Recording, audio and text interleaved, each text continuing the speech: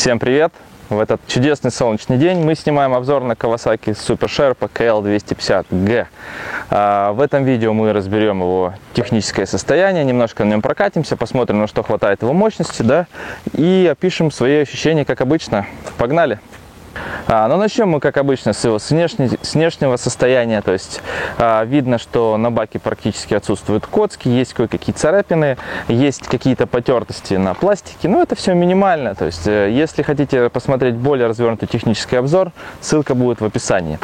В двух словах от себя. KL250G это мотоцикл маленький, то есть вот мой рост 187 сантиметров, полной экипировки, да, я сейчас... Понятно, что навряд ли кто-то катается в полной экипировке на Шерпе, да, но вот в моем, так скажем, состоянии, в моем техническом состоянии, сейчас я вешу где-то килограмм 115, может быть 120. Я сажусь и я скажу, что никакого дискомфорта я не испытываю, коленки об руль у меня не бьются, то есть рулить можно полноценно, выворачивать выворот руля. При этом я могу стоя ехать, то есть на этом мотоцикле мне чем нравится Шерпа, тем, что каких-то дискомфортов я не испытываю. То есть я могу полноценно на нем встать и при этом продолжать ехать. То есть как будто на кроссовом мотоцикле. Вот. Подвеска работает, передняя подвеска у него работает, задняя подвеска тоже. Ну давайте на нем прокатимся, послушаем, как он работает. Заводится он отлично, на холодную, на горячую, всегда с полтыка. И также, чем мне нравится Шерпа, что у нее есть запас мощности.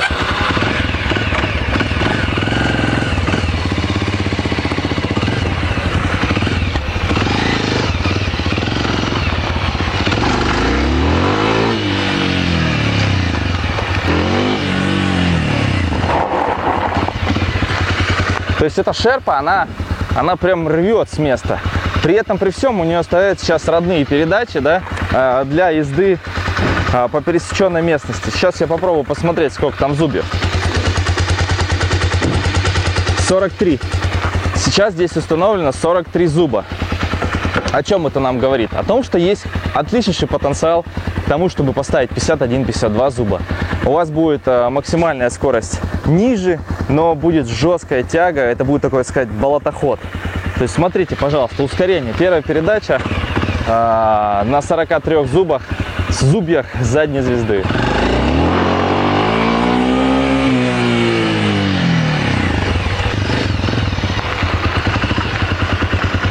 При этом, при всем, мотоцикл с легкостью поднимается на заднее колесо без сцепления. Сейчас я это продемонстрирую. Это говорит о том, что у него есть избыточная мощность для наездника. Вот. Да, он не будет ехать, конечно, как кроссовый мотоцикл, как кроссовая 250, несмотря на то, что это одинаковые объемы. Шерпа 250, CRF 250, да, к примеру, или KX 250F. Это совершенно разные мотоциклы, разные классы. Давайте попробуем.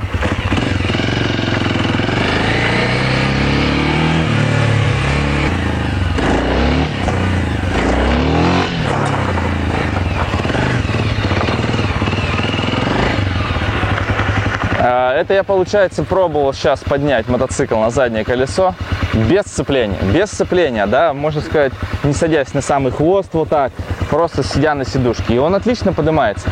А со сцеплением так это будет еще проще.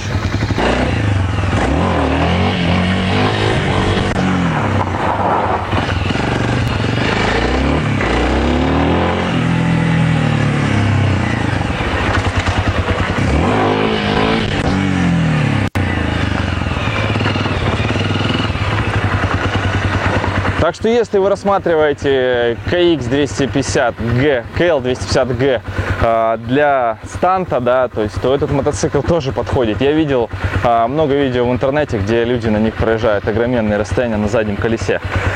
Вот. Также к плюсам можно отнести это его избыточный запас мощности для мотоцикла подобного класса. Да, это 250, да, это не кроссовая 250, это 250 эндуро. Тяга у него ровная на всех оборотах. Также отлично подойдет новичкам, да, и любителям внедорожного эндуро без таких сумасшедших там прыжков на трамплинах и прочее. Вот. Из минусов, конечно же, это недостаток мощности на верхах.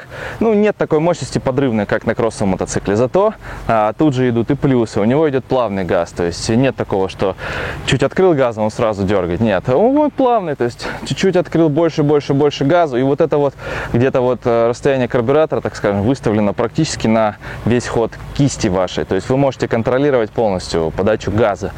Вот, не так, как на кроссах тех же самых или Hard Enduro, где чуть газ открыл, уже полный газ, и все. Касательно этого мотоцикла, это полностью рабочий аппарат, то есть, да, есть какие-то недочеты минимальные, которые, так скажем, сопутствуют его срок и года выпуска, то есть это не новый мотоцикл, это мотоцикл с пробегом по Японии, без пробега по России. Но технически он в идеальном состоянии. То есть к двигателю вообще придраться не к чему. Работает как часы, заводится хорошо на холодную, на горячую. Все резинки, которые есть там, ну, не потресканные, не считая резины. Резина немножко потрескана. Вот. Касательно модели, шерпы мне в принципе всегда очень нравятся. Они ниже, чем KLX, да, но для себя, конечно, я этот мотоцикл бы не купил, потому что он для меня немного маленький. То есть я в полной экипировке, вот в таком состоянии. Я на нем, конечно, ездить могу, да, там, если подниматься в подъемы и прыгать на небольших кочках, да, но он будет мне немножко маловат. Поэтому смотрите по вашим габаритам, смотрите по вашим умениям, навыкам, по весу, по росту, как бы, и выбирайте для себя подходящий мотоцикл. Если у вас вдруг остались вопросы после просмотра данного видео, то я буду с радостью на них отвечать в комментариях, либо пишите на WhatsApp или звоните. Я всегда рад обратной связи. Что ж, до новых встреч!